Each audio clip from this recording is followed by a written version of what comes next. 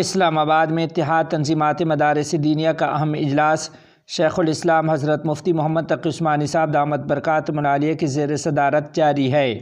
تفصیلات کے مطابق مدارس رجسٹریشن بل معاملے کو لے کر اتحاد تنظیمات مدارس کا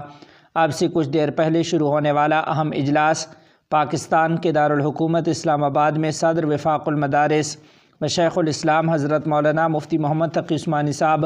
دامت برکاتہم العالیہ کی زیر صدارت جاری ہے۔ اس اہم اجلاس میں مدارس ایکٹ پر غور و خوض کیا جائے گا۔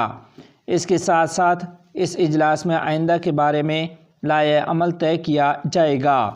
آج کے اس خصوصی اجلاس میں اتحاد تنظیمات مدارس کے صدر حضرت مفتی محمد تقی عثمانی صاحب، سرپرست وفاق المدارس و سربراہ جمعیت علماء اسلام حضرت مولانا فضل الرحمان صاحب اور سیکرٹری جنرل مفتی منیب الرحمان صاحب دامت برکاتہم العالیہ سمیت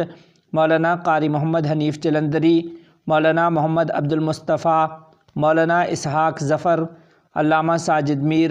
قاری یاسین ظفر، مولانا حافظ یونس، مولانا عبد المالک، مولانا عطاء الرحمن، ڈاکٹر حبیب الرحمن، مولانا افضل حیدری،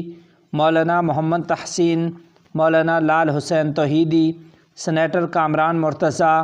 محمد اسلم غوری، مفتی اویس عزیز، مولانا طلحہ رحمانی، مولانا عبد المجید اور مولانا عبد القدوس محمدی شریک ہیں۔ محترم ناظرین و سامعین، آپ کو بتاتے چلیں کہ اجلاس شروع ہونے سے پہلے وفاق المدارس العربیہ پاکستان کے ناظم اعلیٰ